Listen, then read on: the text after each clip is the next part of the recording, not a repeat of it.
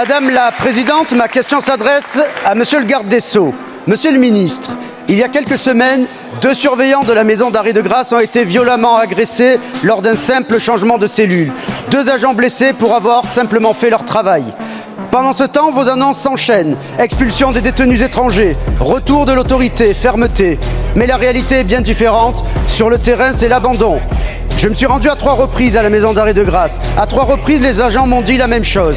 Manque de moyens, manque de reconnaissance et surtout une ultra-violence qui monte chaque jour.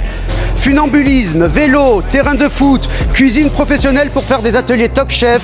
Le contraste entre vos propos et la réalité est saisissant. Pendant que les détenus cuisinent ou jouent au foot, les surveillants, eux, disposent d'une salle de repos avec une serviette en guise de rideau et un micro-ondes qui ne fonctionne pas. Le comble, 5 détenus ont récemment bénéficié d'une sortie au parc national du Mercantour avec une nuit dans un gîte encadré par seulement 3 surveillants. 3 agents mobilisés à l'extérieur ont surveillé 5 détenus ultra-violents. Et tout cela pendant que des millions de Français n'ont même pas les moyens de s'offrir une telle escapade.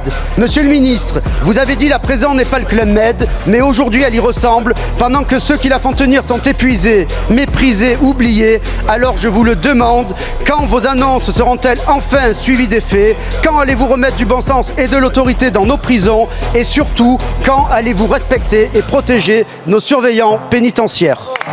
Monsieur le député, on peut se retrouver sur le nécessaire bon sens et fermeté dans les centres de détention de la République française. Vous évoquez sur les réseaux sociaux, comme vous l'avez fait à l'instant, une sortie dans un gîte la nuit au Mercantour pour des agents, des détenus qui seraient particulièrement dangereux. D'abord, il s'agit de personnes qui étaient en fin de peine. Je voudrais juste vous signifier... Bien écoutez, monsieur le ministre, merci pour cette brochure. Je vous propose de venir l'afficher dans la salle de repos des surveillants pénitentiaires à côté de ce qui leur sert de rideau. Merci.